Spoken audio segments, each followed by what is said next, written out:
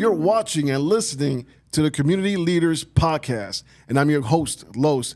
And across from me, I have a new fellow. What's up, new fellow? Kobey, what's up? What's up, man? How you feeling today? I am feeling great, amazing, and blessed. By the best. I would say brown, best, and highly favored. Absolutely. Absolutely. I like that. So, Kobey, tell us a little bit about yourself. That's a lot. Where do you want me to start? So you're new with CLF. Correct. So what got you into that? Let me just first say, God is good, absolutely, all the time. But I feel like he's a very, very intentional guy. April 10th, I was terminated from the United States Postal Service.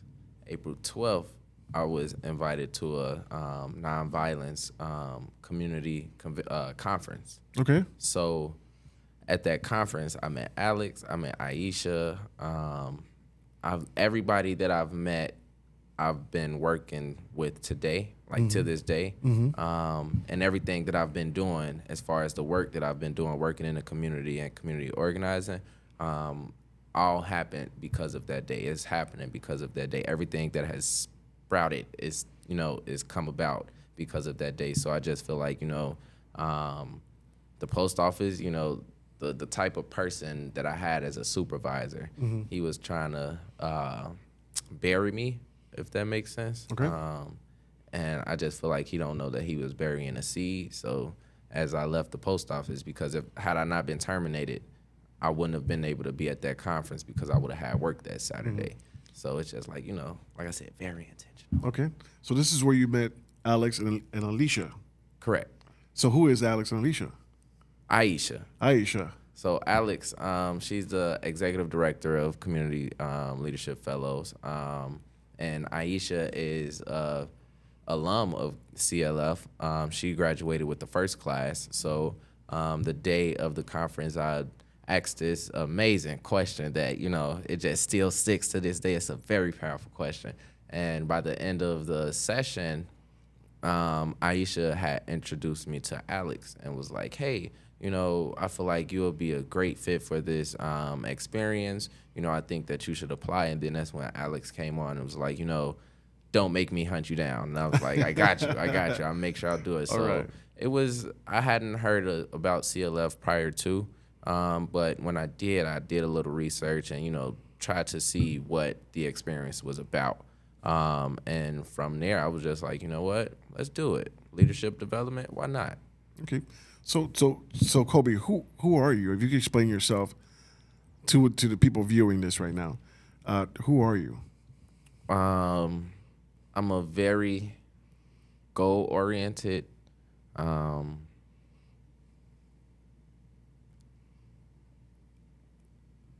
charismatic leader, I guess you could say. Okay. Everything that I do, I'm looking to succeed. I don't do anything for no reason. I do everything for something. And I just look to put my best foot forward with everything that I do. And I think that's why the leadership in me, has gotten me so far because all the jobs or roles that I've had has been a leadership role. And I think that's just something that I need to stick with. And being in this experience, it kind of just it's helping me develop what I don't know and really just pile on top of what I already know. And it's just building me into, even better leader.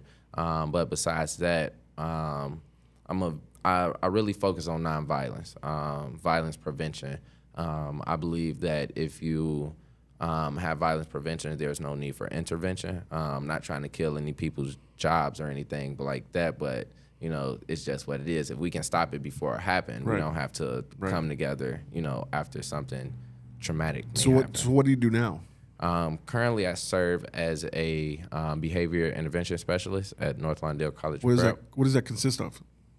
Pretty much restorative, everything restorative justice with the students in the building. I understand, with me being more so on the younger side of the staff, I have a better understanding of the scholars that we have in the building.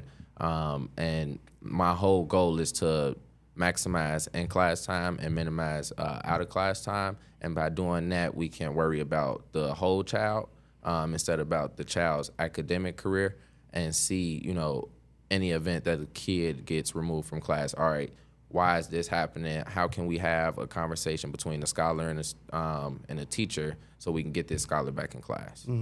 I love that you're calling them scholars. Yeah. Where does that come from? One day I was just thinking, I heard another teacher say, they would never call a scholar a student, I should say. And I was just like, that's a little catchy. I like that. But then I thought about it, and I'm like, our population is more than just a school with students. It's a family, and the culture within the building, it's a peaceful culture, and we try to maintain that by, keeping it family-like. And I just feel like, I lost the whole train. I just lost it. No, it's okay. I lost it. That's why there's editing. I lost it. What did you ask? I'm sorry. I don't know. Scholar. Oh, right. But yeah, it's just like, they are more than just students. They come in with a lot of bright ideas. They come in with a lot of passion, and they come in with a whole lot of energy. However, they don't necessarily know how to use it, or what areas to use it in, or how to apply it. So I just feel like, if we hold them to the expectations, like, no, you're not a student, you're a scholar. A scholar is someone who exceeds. And I set that same expectation for each and every scholar in that building, no matter, what end of the spectrum they're on. I don't know if that's the right thing to say. So what makes you want to do this kind of work? So it all started because the school that I work at, North Lawndale, is the school that I graduated from. So back in 2017, I was trained as a peace warrior. Peace warriors are basically scholars or teachers now who pretty much focus on three things. We're ambassadors of peace, we interject love and kindness, and we interrupt nonsense. January 15th, 2017, I was trained as a peace warrior, and that's where I got pretty much the background knowledge of restorative justice or conflict resolution, and it's all based in Kingian nonviolence. Kingian nonviolence is derived from Martin Luther King Jr. and the things that he used to, the tools that he used to apply to, create civic movement or whatnot. And since then, it's just, since then throughout my high school career, it was something that I enjoyed doing. And then my sophomore year, a traumatic event happened in Florida, at a high school, Marjorie Stoneman Douglas, where about 14 students and staff were killed, and plus more were injured by a shooter in the building. And you were in this building as well? No. This happened in Florida. I was a student here in Chicago. In Chicago, right? But you heard about what was going on in Florida, correct? Okay. So at the time, again, as a peace warrior, we interject love and kindness. So we thought, like, all right, although they're experiencing a traumatic event across the country, this is something that we experience on a daily basis, coming in and out of school, on the way to school, on the way home. So how can we create that connection and also use that leverage to create awareness about things that our scholars go through on a daily basis in communities on the west side of Chicago.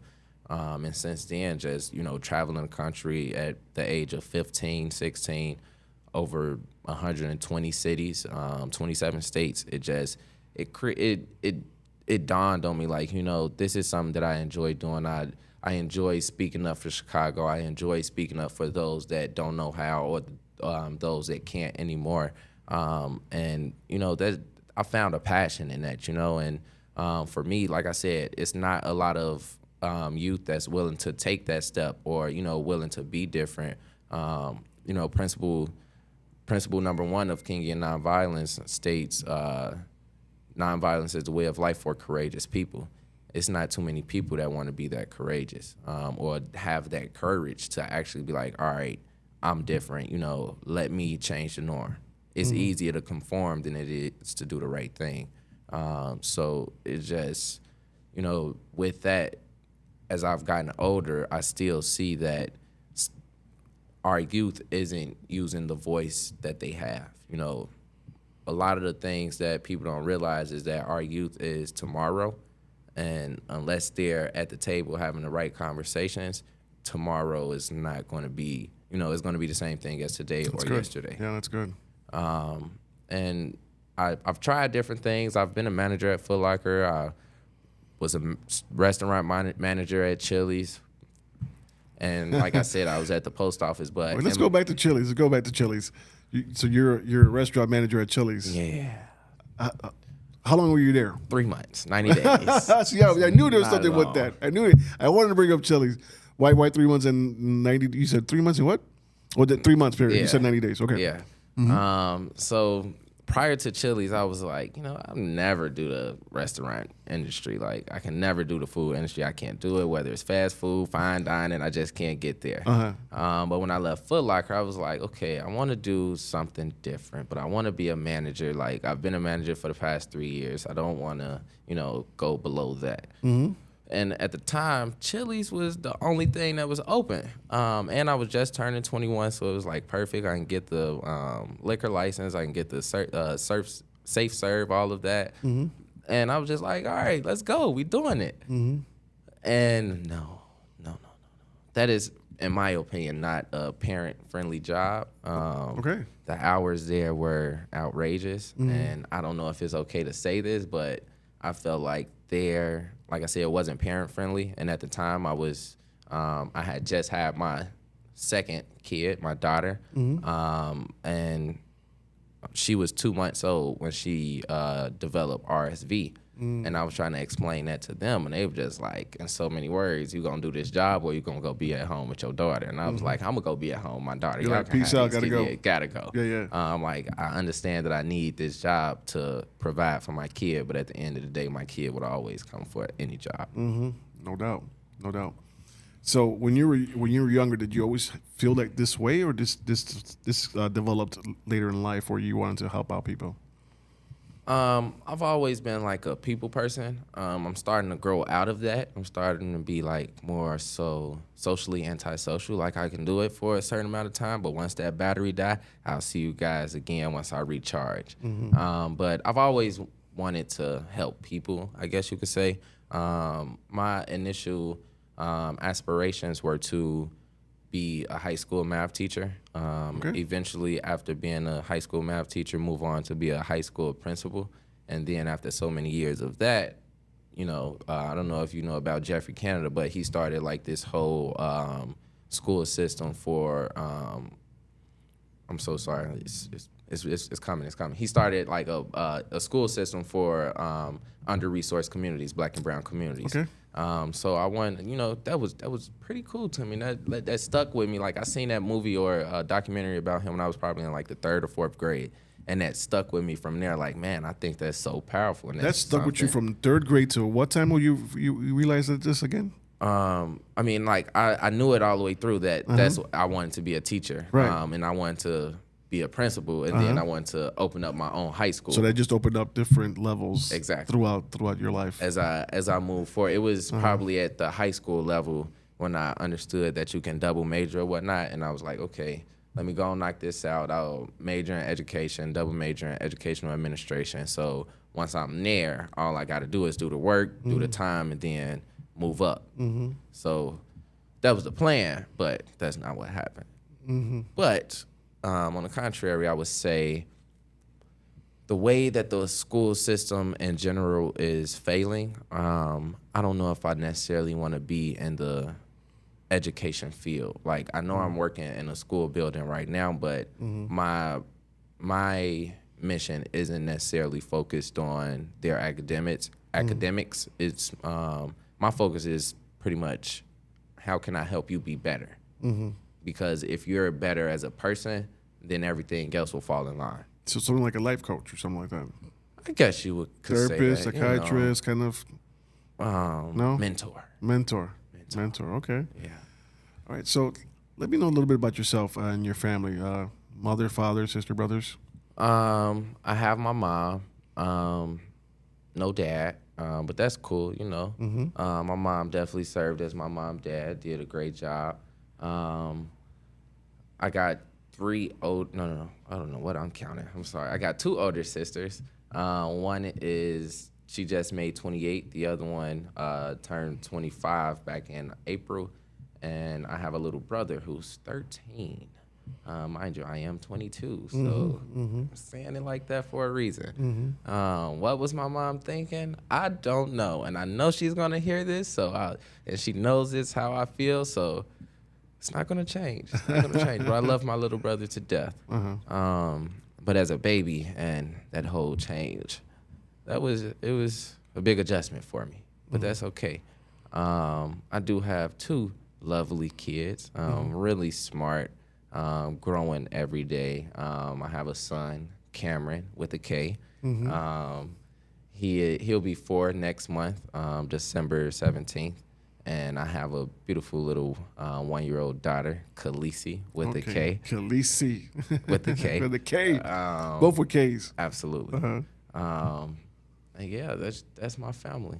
Of course, everybody else, grandma. Love the grandmas. So you were raised here in Chicago? Absolutely. Westside. On the west side. Westside. The real side. What I keep on hearing. Absolutely. It don't get no better than that. That's awesome. So you also went to high school, college on the west side? High school, yes. Elementary school, middle school, yes. I started elementary school in the North Lawndale area. Then kind of moved to the Austin area and went to middle school there. From there, I went back to the North Lawndale area and went to North Lawndale College Prep. And yeah, now I'm back in Austin as an adult. So I guess I'm just kind of going back and forth. I'm getting vibes of alderman, maybe future or something like that. Whoa, that's crazy. I am, because I see what you want to help. Yeah, and just not in the education side, but you want to help the community. That's what I'm feeling right now. Is that something you think about? Let's just say if you see me on the ballot in 2 years, don't be too surprised. Awesome, that's awesome. So where did you meet your kid's mom? There's an interesting story. 2 interesting stories, by the way. The first one, I was in high school. We both were in high school. We went to 2 different high schools, but we met on a field trip at a college visit. And we initially didn't say anything to each other that entire college visit until it was later in the day. One of my friends knew one of her friends, and it pretty much went from there. It was like, hey, my friend like your friend, let's all be friends. Let's all be friends. Yeah. I got it. And then the other one, I was at a party. And I saw her, and I was like, let me talk to her. This is the second time you see her. Oh, no, this is the second person. Oh, okay, my bad. Yeah, no, it's all good. Saw her at a party, and I was like, they're nice. But both of them were definitely long-lasting relationships. Okay. So it wasn't just like, hey, man, keep it together. So let me know who you were when you were in high school. What kind of kid were you? What stuff did you get yourself into when you were in high school? I was a pretty good kid. I was mischievous, if that's a good word. Like, I got my work done. I graduated with I want to say 4.7 GPA. Let's go. Cumulative, so that's all across 4 years. But I could never be in class. Like, once the work was done, or if the work was too easy, I'm like, all right, I'll see y'all later. And it was like, Kobey, why are you in the hallway? You're always in the hallway. But it was like, I know I can find something else to do besides just doing work. And I guess that's kind of how I led to NLCP, back to NLCP, because as a student, I was a office ambassador. So I was working in the office for like the last 2 or 3 periods of the school day, as long as my grades were, maintained and got the work done. So because if you're not in the classroom, you got to be somewhere. So of course, put you in the office. Exactly. Let's do some work. And it just grew from there, I guess. Okay. So other than that, I was never the quiet kid. Everybody knew who I was in high school. One major event in high school. Okay, let's go. Come on, now we're getting to stuff. Come on. High school walkout. This was about the same time as I was mentioning earlier with the traumatic event that happened in Florida. Right. So what people were doing was many schools across the country were walking out, planning school walkouts where everybody walk out in solidarity, raising awareness for, gun violence in America or gun violence towards children and kids. So again, I had that mindset like, hey, this is something we go through every day. Like, yes, it is traumatic. And yes, I feel for them. But this was something that, rich America, a piece of rich America, I should say, happened for the first time. A traumatic event, something that many of those never even thought was possible. In their neighborhoods. Something that they don't experience on a day-to-day basis. And I'm like, how are they getting so much attention? And it wasn't envy, but like I said. No, I totally understand what you're talking about because it happens to us in this city all the time, and there's not really a lot of cameras coming around. Exactly. Or people talking about it. Exactly. And then we see a national TV broadcasting event, something tragic to happen, where we're like, that happened last week and this week this over morning, here. They were just shooting in the alley. What we doing? Like, so Yeah. Not literally, but that's the norm, sad to say. It is the norm. Yeah. So I was just like, how can we use this to leverage? Like, let me not say use. I've been trying to get away from the word use, but how do we utilize this to have leverage for communities that's under-resourced on the west side of Chicago? What do you think? Why are we having these issues here in Chicago? And by the way, Chicago is a beautiful place. These things don't happen like every second. It does happen. We acknowledge that, but it doesn't happen every second. And we have a beautiful city and beautiful restaurants and beautiful neighborhoods as well. But these things do happen. Why do you think these things happen? It's just as simple as a lack of resources. But just as like not. I don't like to use the word use, but utilize. Okay. So I wanted to utilize the attention that they had to create leverage for communities on the west side of Chicago or similar across the country. I remember now. You were asking why were we having these? Why are we having these issues in Chicago? Yeah. But it's the simple fact that we're under-resourced. We don't have enough people in the community. One thing that I feel like when I was coming up, it takes a village. There was always a village. Whether my mom was at work, whether it was the neighbor across the street, even if it was implicit or not, like it was people watching out for me. Even I was a kid, I would go to the neighbor's house. Hey, you got $5? I'll shovel you, get you good. Let's go. Entrepreneurship. Exactly. Let's go. I was cutting grass for the neighbors and everything. So they would look out for me, things like that. And I just feel like there's not enough of that anymore. There's not enough of people saying, if your kid's around me, they're okay. It's more about self, like, oh, those aren't my kids. Why should I be worried? Or, that's not my, those aren't, I don't know how else I could put it, but that's just what it is. People are not community minded. Again, like everything that I do is kind of pretty much rooted, and I'm not going to say everything, but a lot of my influence is rooted in Kingian nonviolence, and it relates again back to one of his principles. Principle number 2, the beloved community is the framework for the future. There's no framework, there's no love, so that's why we're not seeing a bright future right now. And that's just as honest as I can be. I see a future. Is it bright? We're working towards it. Is it possible? Absolutely. But we have to interject more love and kindness within our community to build that framework and show the kids coming up what that looks like. Do you see yourself making that change in your community? I'm trying. Progress over perfection, of course. I'm, doing things, like I said, like the walkout, doing things like community events. I've done one event where we walked around, just picking up garbage. We literally went from it was Homan and 16th Street to Homan and Douglas Boulevard to Douglas and Kidsey to Kidsey and 16th, and just went around just cleaning up the neighborhood. In another event, we would just bag up lunches,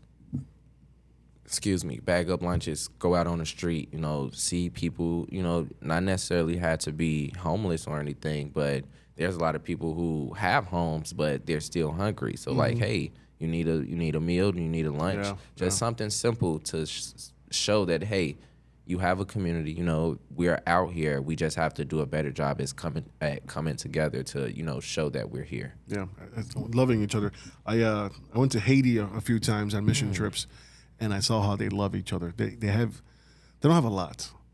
So I remember eating a sandwich, and we're on a bus, and we're going down the street, and I'm eating a sandwich by the window, and the kids start running next to the bus and to the window and showing me, hey, give me some, I want to eat.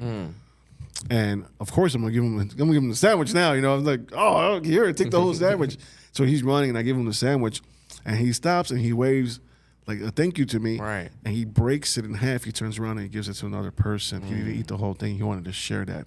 And that's love. People. Oh man, that's love. That captured my heart. And it's not enough of that out here. It's all. If I can get it, I want it all, or not. How can I get it, and how can I help you? And even with community organizing, I feel like that's one of the reasons why we can't really move forward or make a big step forward, because we have so many small entities or so many small non-for-profits that's doing the same work or doing similar work. Like, of course, there's grants and things that comes with that. So a lot of the time, one organization to get the grant, and it's like, okay, everybody else is trying to do the same work.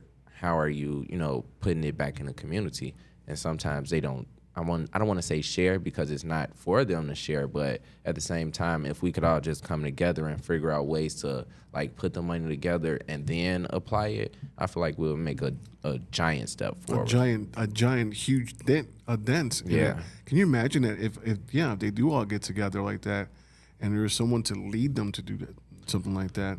So I got an idea. What's the something idea? About that? Yeah. I've kind of steered away from it. I got this idea maybe about.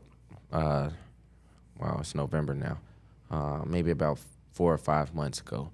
I was in the shower, and I was thinking, I was like, oh man, like I said, I'm always thinking about something. I'm always, growth oriented, and whether it be myself, whether it be the community, or the job that I'm doing. And I was like, what if we created some type of community funded fund that will pretty much, what's the word I'm looking for? And incentivize for less gun violence in the community. So I thought about it, and I literally just came up with all of this over a time, maybe like 2 or 3 days. I couldn't sleep over it, and it was just so.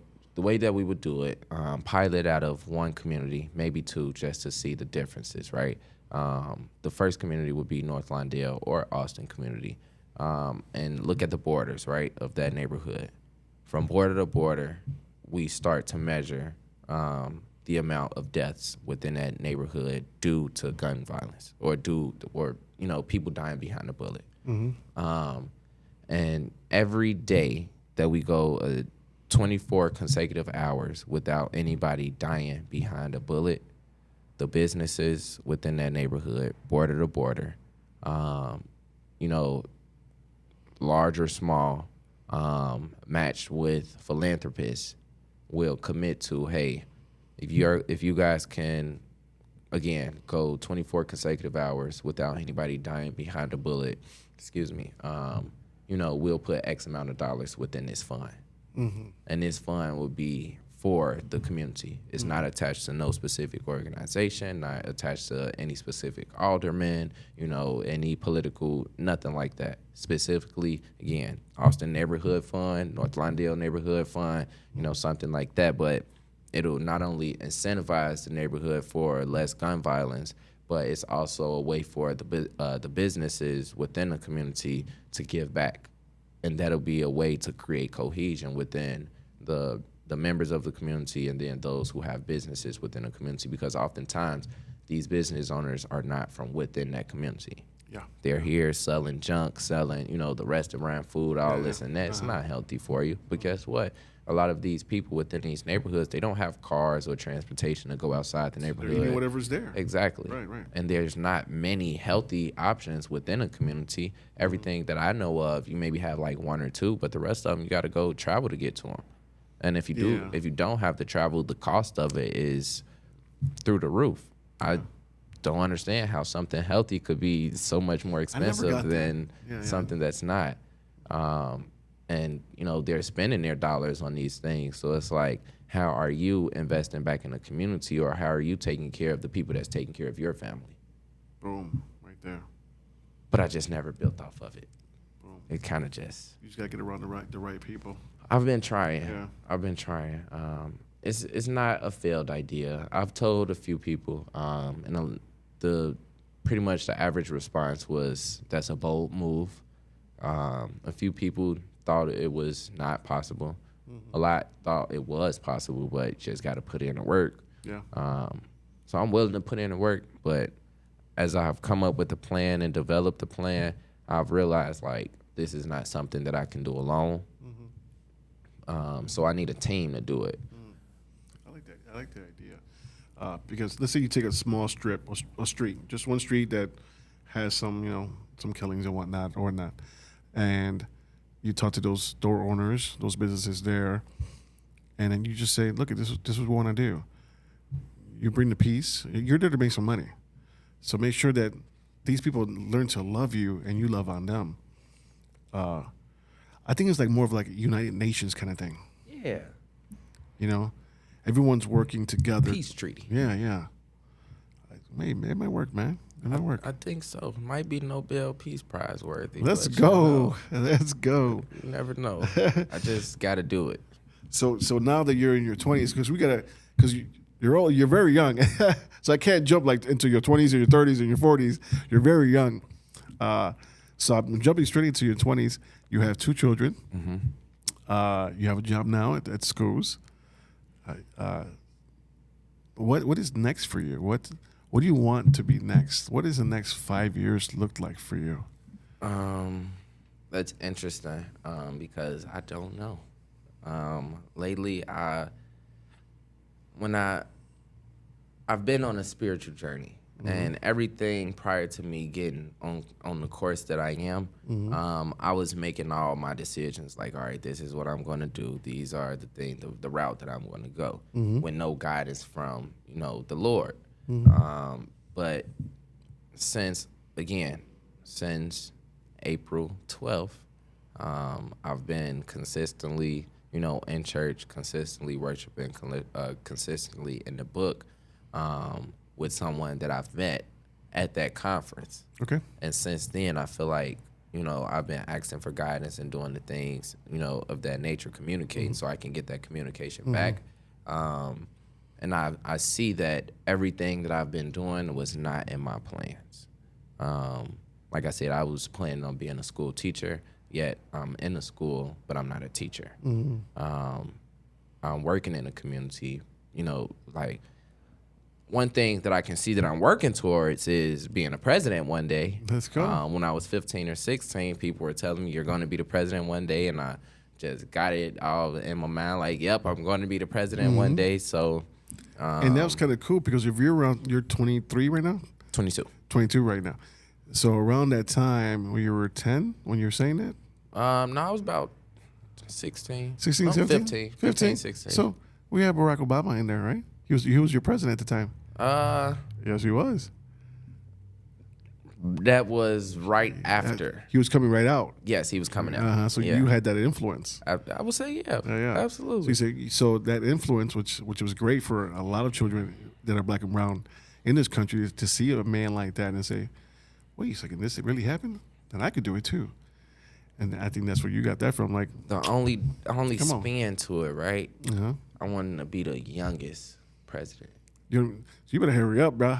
You're absolutely right. You better hurry up. But you got to be 35 to be in office. That's right. So I've already did the calculations with the elections.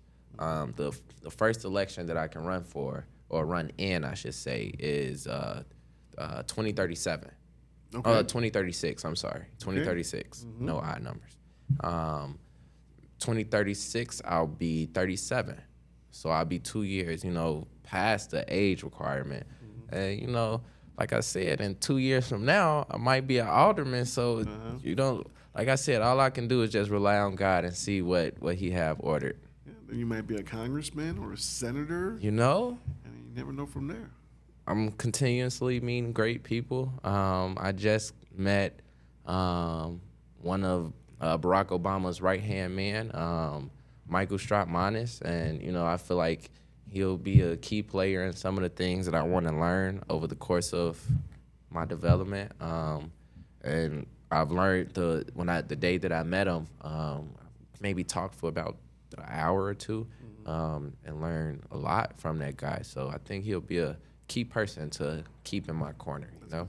That's good stuff. You recently were in the Barack Obama building.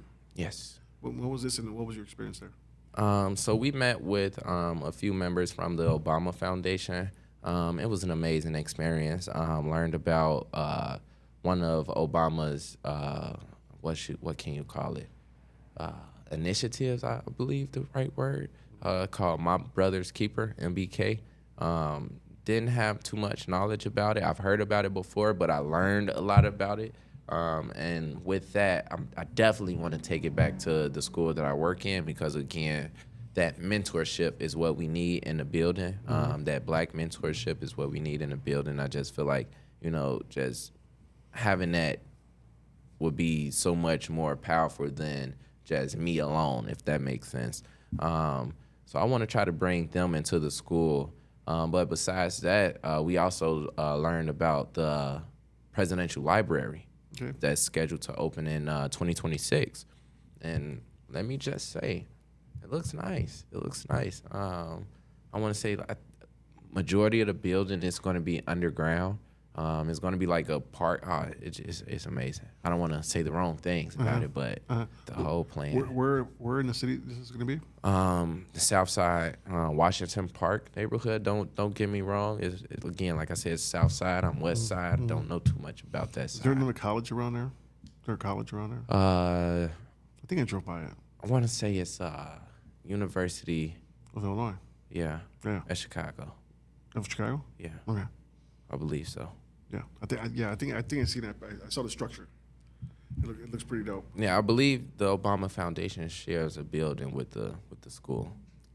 That's awesome. That's awesome. It's pretty cool, and it's not too far from the Museum of Science and Industry. So right. I'm like, when they told us they planning to try to have like a little walkway that'll connect the presidential library and the Museum of Science and Industry. So I'm like, man, if y'all can do that, those field trips gonna be lit. Yeah, gonna be lit. Everybody was geeked to go to the museum back in school, boy. So to have that's like 2 field trips in one day. That's super geek, bro. I be geeked up to go. So hopefully that's a move that they make. But I'm definitely excited and very eager to visit when it opens. So if you had some words of wisdom to give somebody that's watching this right now, what would it be? Don't be impulsive, but also don't be afraid to take a leap of faith. A lot of the things that I've done in my, I don't want to say in my life, because it's been short, but I got a long life to go. Yes, you do. Don't be afraid to make that move. Have that courage. Be different. A lot of times people get so caught up in the fact that, oh, what if I make this decision? What's going to be next? Sometimes you just got to do it and find out what's next. You never know. And for me and for those that are faith-based, believe in God. Trust God. Ask God. and he'll definitely help you figure out what's next once you make that decision. Amen to that. Amen to that. So, if you had a superpower, what would it be? I think I already got a superpower. But no, my intuition is so strong. I do tell some people, and I do believe that it is a superpower sometimes, to see the future. And not in a way that I can just channel it, but like I can see some things before it happened, and not so much of a deja vu. Yeah, I was going to say that. Yeah. But more so like I realized that I saw this happening before it happened. For example, the best example I can give is most recently I was in a car with a friend. I got a call from my mom, and she was like, "Kobey, did you just come in the house?" I was like, "Nope, not even at home, not even close to home." And she was like, "No, somebody just came in, turned the light on, turned it back off and went back out." And I was like, "Nah, it wasn't me." So then she got up, was like, I'm not crazy. And she went to ask my little brother. And he was like, "No, mommy, nobody came in." And this was literally maybe 10 or 20 minutes prior to, it had to be more than that, because I want to say we were there for about an hour before I had plans to even go back to the house. Mm-hmm. But the plans changed. Mm-hmm. Instead of going back to the house, we were going to go somewhere else. Right. But on the way going somewhere else, we were going to stop at the house.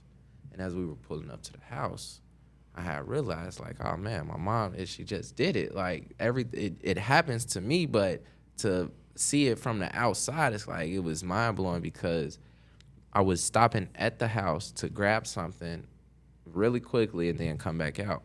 And I told my friend, I'm like, "Yo, you know how I told you I can see the future, right? It just happened with my mom." And she was like, "That does sound a little crazy, but that would probably be it, to just see the future." See the future. Well, I see a bright future in you, my brother. Absolutely. I definitely appreciate that. Thank you for coming down to Community Leaders Podcast. Ladies and gentlemen, this is Kobey Lofton. With a K.